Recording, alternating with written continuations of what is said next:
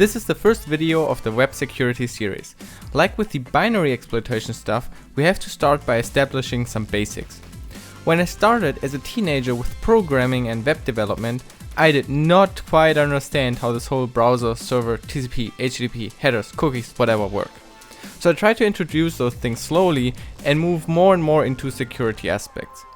I will try and keep this series a little bit more high level, but I certainly will dig more into the low-level networking parts in the binary series at some point. Okay, let's get started. For now, we will stay on our local machine and won't make any connections to a server. We start with the displaying or rendering websites part of the browser. So, you already know that browsers can render HTML files. So let's start by constructing a simple one. The first line is the doc type. In previous HTML versions, this was more important because it included important render informations for different modes for the browsers in the past, but nowadays mostly irrelevant. Then comes the standard HTML skeleton. HTML tag, including a head and a body. Oh, and if it wasn't clear, HTML is hierarchical. HTML tag always opens and closes again. On the inside, you can have more tags. So you should read HTML always in like the pairs of tags and think of it in a hierarchical order. Indentation helps doing that.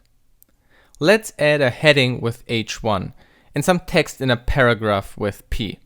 Let's also add an image with the img tag. And while we are on it, a link to another site. There are a lot of different HTML tags that provide different user interface features. Some are for styling text, stuff like headers or images. Others provide input elements for forms. So let's also add a form with a simple text box and a submit button. Generally, the syntax for tags is like this. Less than sign, followed by the tag name without space. After that, you can have multiple key and value pairs divided by spaces. These are called the attributes of an HTML tag. The values should be quoted, but they don't have to. Another small thing that is helpful for certain attacks. Now we can open this file in the browser. The browser parses now the HTML code and starts drawing the elements to the screen. When you do a right click somewhere, you can select Inspect Element, which opens up the Chrome Developer Tools. Other modern browsers have similar tools. In the first tab called Elements, you can see all the HTML document elements. It has this nice hierarchical display where you can open and collapse tags. You can also go in there and change the HTML. This is obviously just changing what the browser currently displays, and when you refresh, you obviously see the original file again. You are not modifying the actual file on your hard drive. Depending on your humor, that might already be enough to have fun by faking the content of a website, making a screenshot and post it on Facebook, claiming that it was real. Browsers are also very good at something else.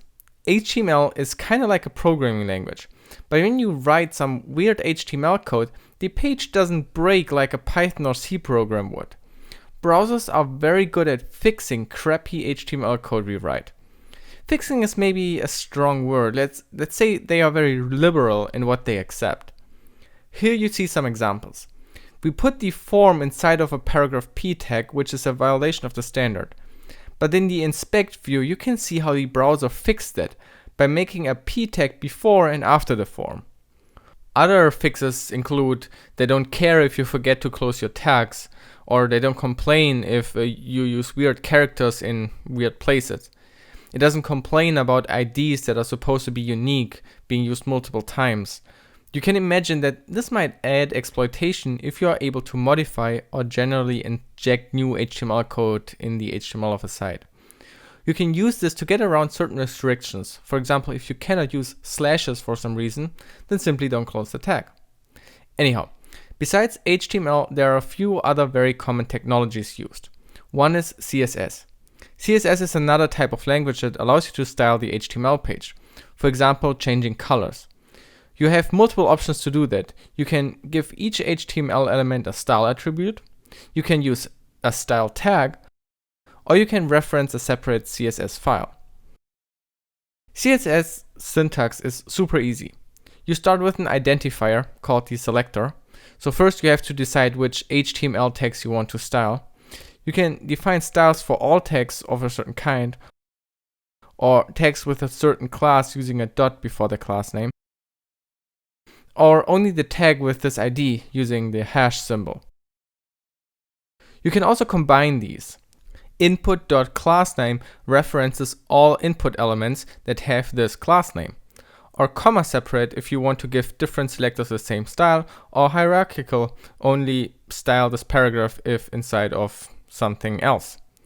Inside of curly braces, you can define again key and values, this time semicolon separated. There are many different styling features, such as text colors, fonts, margins, paddings, and again, you can play with these things in the browser developer tools. Just click on an element, and on the right you can make changes. It's awesome. You can immediately see the results. Really cool for learning. The third important technology is JavaScript. Again, you can write JavaScript inside of attributes, or use a script tag, or reference an external JavaScript file. JavaScript is a real full-blown programming language, allowing you to define functions, loops, ifs, and all this kind of stuff.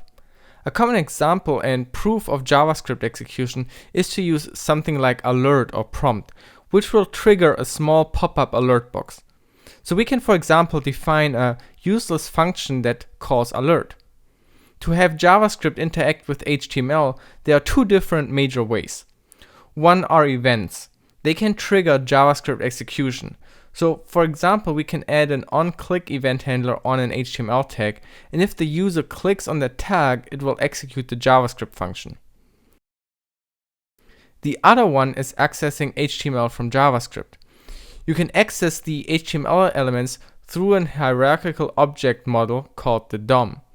JavaScript knows objects like other programming languages, and the DOM is simply an object representation of the HTML page, so that JavaScript can access it nicely. You can use the developer tools again to play with the JavaScript on the current site. So for example, you can take the document, then its HTML body and its children, and then access and change some text. Just that there's no confusion. All you do here is in the browser. Opening a website in the browser is like opening a picture in Photoshop.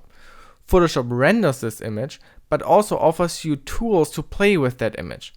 And the browser also opens and renders a file and provides you tools to play with the displayed page. Now, currently this resource is loaded from the local file system. You can see that it has the URL scheme file : followed by its path. Usually, websites are loaded from a remote server via the HTTP protocol, but more about HTTP in the next video. If you want to learn more about HTML, CSS, JavaScript, and generally web development, I highly recommend you sites like Codecademy. Getting into web development is super easy. There are endless of resources available, and you can quickly see results and create your own personal website.